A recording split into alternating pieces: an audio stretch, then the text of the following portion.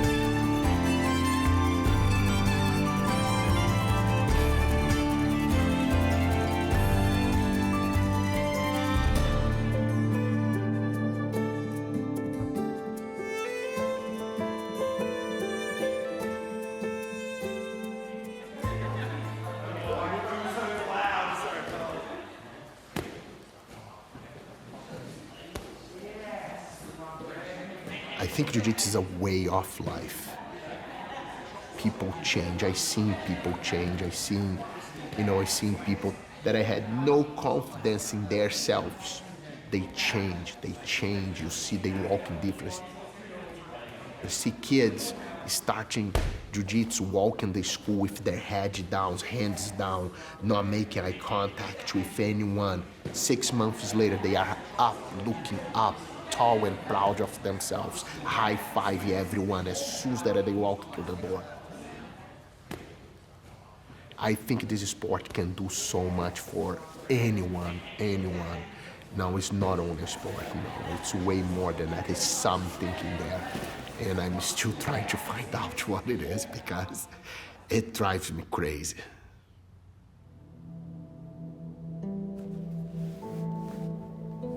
What happened to me is when I was around 10 years old, I was robbed in the street by a pocket knife. I had a chain and I was robbed by a kid probably smaller than me.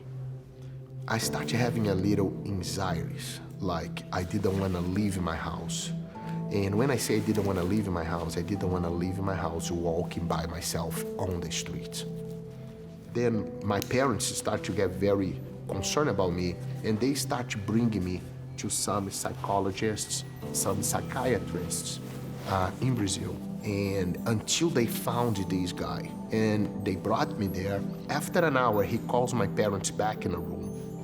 And he goes to my parents, he's like, I want you guys to try something.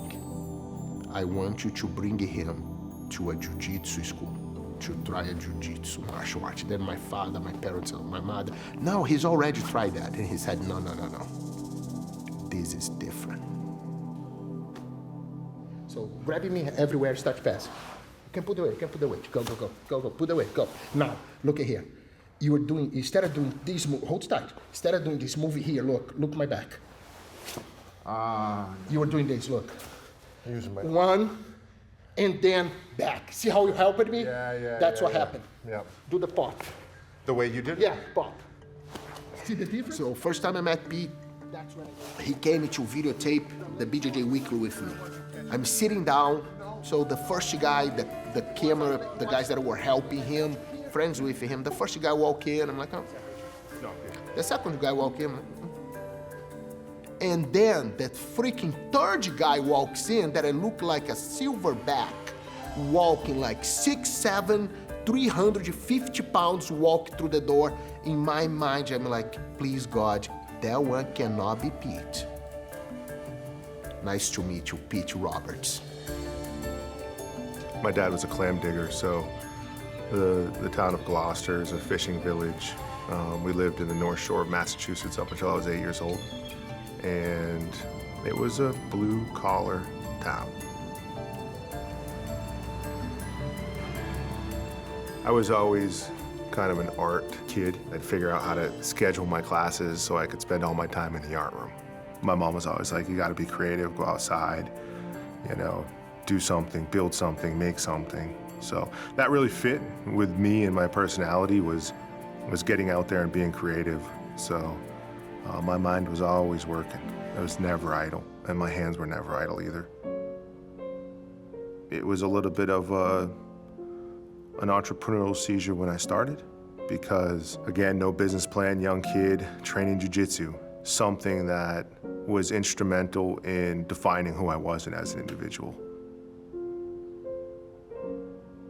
I decided, after looking at the jiu-jitsu market, nobody's done anything with this gi, with this uniform, in 100 years. Being a kid who, you know, built things with his hands, I was like, I can do a better job.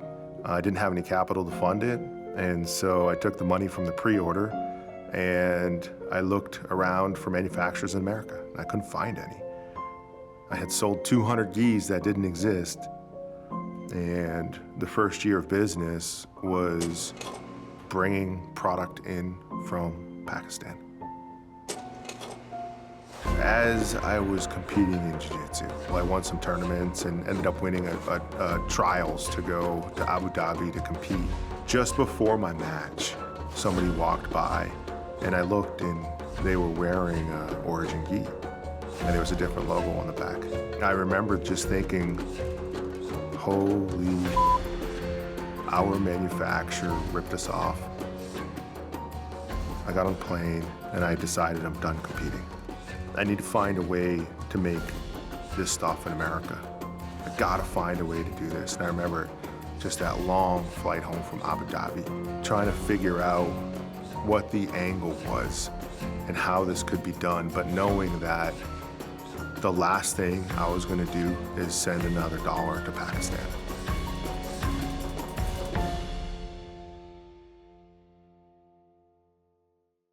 So tell me. I'm glad I'm not down here asking you for money.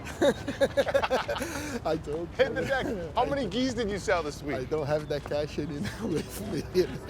Used to park right here, double park, to make sure nobody lock us in. This is like blue collar America, man. It's diners are where people met to talk about life and business and dreams. And for me, Beckys Diner is just an iconic location in Portland, Maine, and it was just a good neutral central meeting point because he has to drive an hour and a half, 2 hours. I have to drive an hour and a half, 2 hours, and just meeting right here. Hello. Hi, how are you? Good, how are you? Hi, good morning. I haven't eaten here since last time we were here. Me too, since 2014. Let me guess. Let me guess. Let me guess. Lobster omelet and orange juice? That's it, that's it. I'm gonna do a lobster omelet, I know that. Yeah, me With too. Me too. sharp cheddar? I just remember the late nights, kind of in the basement, thinking about how the hell we're gonna get to the next day. And then feeling a sigh of relief coming here and you giving me money to deposit to make payroll or buy an embroidery machine or whatever else it was. I got comfortable being really uncomfortable. Yeah. You know? You know, having to figure it out what to do, having to figure it out where to go, having to figure out how to get there, the right people to be involved. Man, took us a week, 2 weeks to make one gi, to learn how to make one gi. And I was thinking on the way down here, there's layers. And being at this diner was like layer one, level one, you know, and you don't know what's behind this door or this opportunity. And then as we grew, you go down a deeper layer.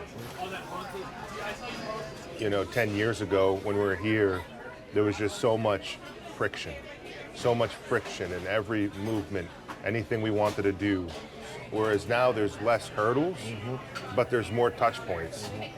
And the speed of it compounds day after day. So I know that's not going to stop. No. I know it's not going to stop. Oh.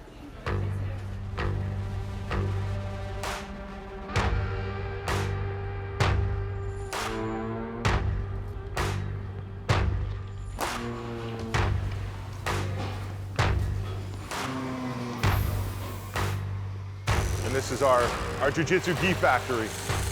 So we're the only Jiu-Jitsu gi manufacturer in America. Outside of us, there's manufacturers in Pakistan and manufacturers in China, but this is Americans hard at work right here.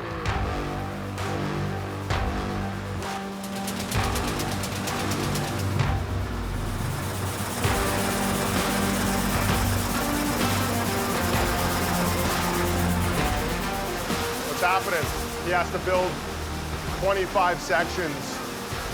It's like 3,500 individual yarns. And it's very detail oriented because you don't want any of the yarns to twist.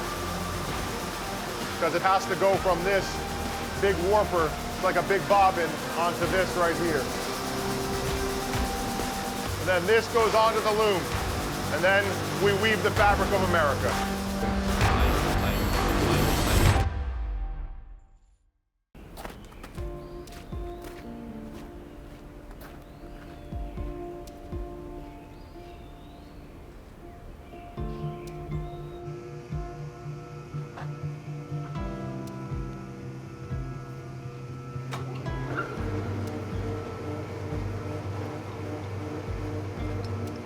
I get a scent of that. This is really old school stuff right here. You can buy a 3-jaw chuck that you just put it in, tighten, and it'll be zeroed. But I've got one, but it's not as accurate as this will be a 4-jaw. See, I'm within 4 thousandths of being, 5 thousandths being on now. Everybody today runs CNC, which is automatic, computer generated. This is old school. You have to do it all yourself, which is good because I don't know anything about a computer. Pretty rewarded to take a piece of raw steel and make it the way you want it. When it all started, I thought he was completely out of his mind. It's amazing how much it accomplished. Who thought you could be in the woods of Maine and make gis to start with? And then he starts talking about boots. Are you kidding me? I said, he's nuts. Can't happen. And then he's building jeans. Yeah. It's easy to sit back and try to chip away at people who are actually doing something. And the mistake people who are doing something make sometimes is they pay attention to that. Like, one thing I love about Pete is I feel like he understands his purpose and his direction, and he is moving in that direction absent what other people are saying, which is exactly the pace that and direction and strategy that he should be taking, in my mind. So yeah, I think Origin fits perfectly inside of that. They're taking action and participating as opposed to sitting on the sideline and commenting.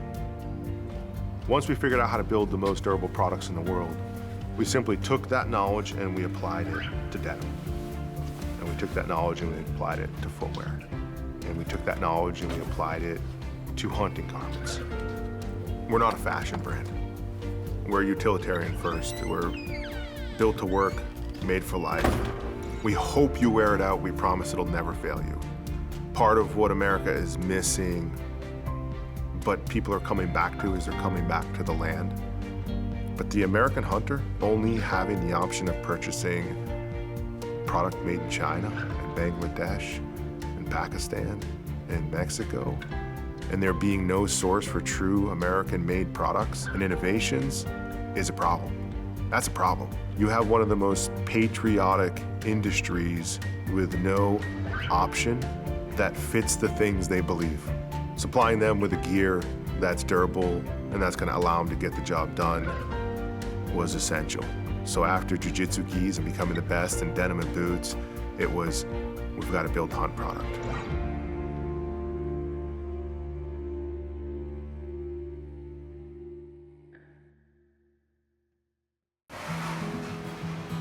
Morning.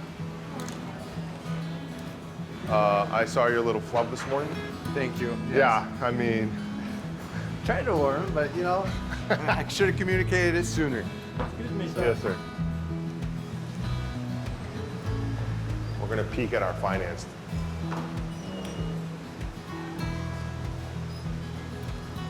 No. That's all you get to see. We keep finance barricaded. You can hear that. That's the sound of America right there.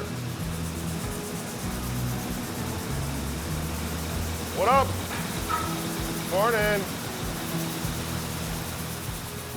I look at factory work as a trade, not as a job. I look at it as a career. And we've tried to create opportunity for our team members here. One in particular, this kid, Cameron. He's probably the only kid in New England that has the knowledge he has. He's a vessel of knowledge because the old-timer Lenny, who taught him over a number of years, passed away a couple years ago, and he passed it all on to Cam. And when you think about a 20-plus-year-old kid with that knowledge, and he's like the last one in New England, no one else can do what he does.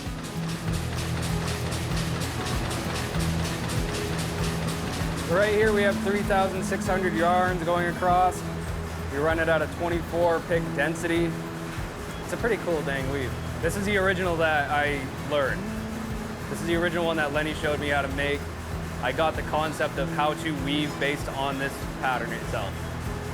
It's pretty awesome to be able to pass down this information. I mean, I went to school for computer science.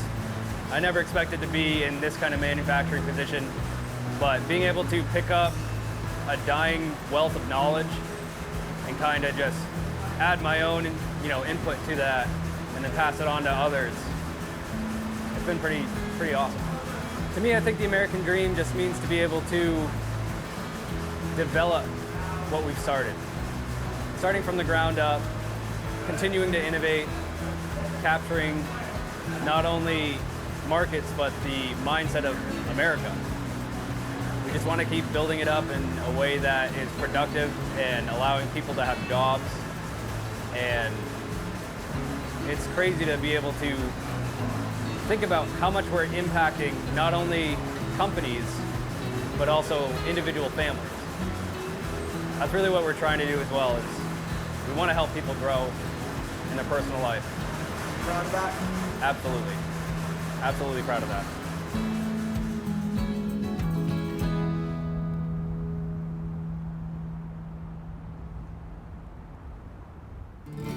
So this is our factory store. It's our little piece of heaven, sandbox up here in Farmington, Maine. And it's where we're learning how to merchandise our product lines. The textile started out as a fighter pilot glove, and we kind of re-engineered it for the hunt industry. It's truly best in class.